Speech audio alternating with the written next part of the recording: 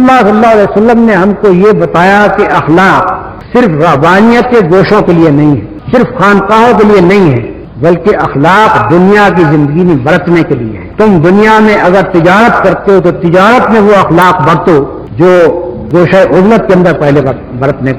کا خیال ظاہر کیا جاتا۔ تجارت میں ایمانداری کا آپ نے ہدایت دی کہ تمہارے مال میں اگر عیب ہے تو تم بیان کرو خریدنے والے سے کہ میرے مال میں یہ عیب ہے، اس کو خبردار کر کے بیچو۔ یہ نہیں ہو سکتا کہ تم اس کو اگر خبردار نہ کرو اور بیچ ڈالو اور پھر خدا کے ہاں تم حرام خور نہ قرار پاؤ۔ اسی طرح سے آپ نے مثلا عدالت ہے،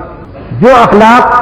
پہلے لوگ رہبانیت کے گوشوں میں ڈھونڈتے تھے، رسول اللہ صلی اللہ علیہ وسلم نے اس کو عدالتوں میں لا کر رکھا۔ آپ نے فرمایا کہ وہ قاضی جو انصاف کے ساتھ حکومت کرتا ہے، انصاف کے ساتھ فیصلے کرتا ہے، وہ قاضی جنت میں جائے گا، اور جو قاضی بے انصافی کے ساتھ فیصلے کرتا ہے وہ جہنم میں جائے گا۔ اسی طرح سے آپ نے فوج کو، آپ نے پولیس کو، آپ نے معلمین کو، آپ نے شوہر اور بیوی کو، آپ نے باپ اور بیٹوں کو، آپ نے زندگی کے ہر شعبے کے متعلق اخلاق کی پابندی سے، یعنی جو اخلاق گوشوں کے لیے تھے ان کو آپ عملی زندگی میں لے آئے اور عملی زندگی میں لا کر اس کو پوری طرح سے آپ نے نافذ کیا۔ اسی کا یہ فیض تھا کہ جو لوگ رسول اللہ صلی اللہ علیہ وسلم جب دنیا میں آئے ہیں تو آپ نے جن لوگوں کو ڈاکو پایا تھا ان کو اس حالت میں چھوڑا کہ وہ امانت دار تھے اور لوگوں کے مالوں، ان کی جانوں اور ان کے آبروؤں کے محافظ تھے۔ جو لوگ علانیہ بے انصافی کرتے تھے، علانیہ لوگوں کے حقوق مارتے تھے، جب رسول اللہ صلی اللہ علیہ وسلم نے دنیا چھوڑی تو ان کو اس حالت میں چھوڑا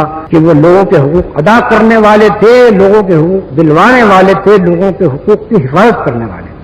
دنیا ان فوجوں سے واقف ہے جو کسی شہر میں اگر فاتحانہ گھستے تھے تو اس شہر میں قتل عام کرتے تھے، اس شہر کو آگ لگاتے تھے، اس شہر کے تمام باشندوں کو جتنا ذلیل و خوار کر سکتے کرتے تھے۔ لیکن رسول اللہ صلی اللہ علیہ وسلم نے وہ فوج دکھائی کہ جب فتح مکہ کے موقع پر آپ داخل ہوئے ہیں تو آپ کا سر خدا کے سامنے جھکا جا رہا تھا، اونٹ کے اوپر سوار تھے مگر سر کجاوے سے مل رہا تھا، کوئی فخر و غرور نہیں۔ خانہ کعبہ کے دروازے میں کھڑے ہو کر جو تقریر فرمائی ہے اس کے اندر فرمایا کہ کسی کو کسی پر فوقیت نہیں، نہ عربی کو اجمی پر، نہ اجمی کو عربی۔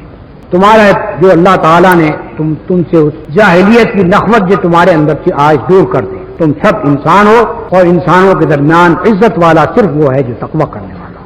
جو لوگ کہ رسول اللہ صلی اللہ علیہ وسلم کو 13 برس تک عذاب میں مبتلا کرتے رہے، طرح طرح کی سزائیں دیتے رہے، یہاں تک کہ گھر سے نکال دیا، اور جو لوگ کہ 8 برس تک رسول اللہ صلی اللہ علیہ وسلم سے لڑتے رہے، جب فاتح ہو کر آپ وہاں پہنچے تو آپ نے پوچھا کہ تمہارا کیا خیال ہے کہ میں تمہارے ساتھ کیا سلوک کروں گا؟ انہوں نے کہا کہ آپ کریم ہیں اور آپ ہمارے بھائی ہیں۔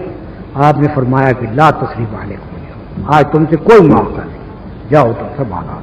تو یہ ایسا فاتح دنیا میں کوئی نہیں پایا گیا، ایسے فاتح پائے گئے ہیں جنہوں نے لاکھوں انسانوں کو تباہ کیا، اور اسی کا نتیجہ ہے جو اسلامی تاریخ میں آپ دیکھتے ہیں کہ جب عیسائیوں نے بیت المقدس کو فتح کیا تو اتنا قتل عام کیا کہ گھوڑوں کے گھٹنوں تک خون آ گیا، لیکن جب صلاح الدین فاتح ہو کر اسی بیت المقدس میں داخل ہوا تو ایک آدمی بھی بیجا طریقے سے قتل نہیں کیا، سوائے ان لوگوں کے جو لڑ کر قتل ہوئے تھے۔ باقی عام آبادی کے قتل عام کا کوئی تصور ہی وہاں نہیں پایا جاتا تھا۔ اس کو خود عیسائی مورخین تسلیم کرتے ہیں اور صلاح الدین کی برتری کو مانتے ہیں۔ سوال یہ ہے کہ صلاح الدین میں یہ برتری کہاں سے آئی؟ محمد رسول اللہ صلی اللہ علیہ وسلم کی ہدایت نہ تھی تو اور کون سی چیز تھی جو ان کو اس راستے کے لے جائے؟ اسپین پر مسلمانوں نے بھی حکومت کی تھی، 800 برس تک حکومت کی، کبھی کوئی قتل عام نہیں کیا، لیکن جب عیسائی اسپین میں داخل ہوئے تو مسلمانوں کا قتل عام بھی کیا اور بے دریغ ان کو ملک سے تقریباً 30 لاکھ آدمیوں کو ملک سے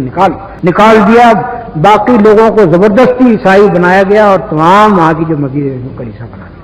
دونوں کا فرق آپ دیکھتے ہیں کس چیز کا نتیجہ ہے؟ مسلمانوں کے سے جو اخلاق ظاہر ہوئے وہ محمد رسول اللہ صلی اللہ علیہ وسلم کی دی ہوئی ہدایت کی بدولت تھے، اور عیسائیوں سے جو اخلاق ظاہر ہوئے وہ اس وجہ سے ظاہر ہوئے کہ ان کے پاس حضرت عیسیٰ علیہ السلام کی تعلیم محفوظ اور صحیح طریقے سے پہنچی نہیں، ان کے پاس اور کوئی ہدایت نہیں تھی سوائے اپنے نفس کی ہدایت کے یا ان پادریوں کی ہدایت کے جو اپنے آپ کو مدعی سمجھتے تھے اس بات کا کہ ہم جو کو زمین پر باندھتے ہیں وہ خدا آسمان میں باندھتا ہے۔ تو پادریوں کی بنائی ہوئی شریعت کی پیروی وہ کرتے تھے، خدا کی بنائی ہوئی شریعت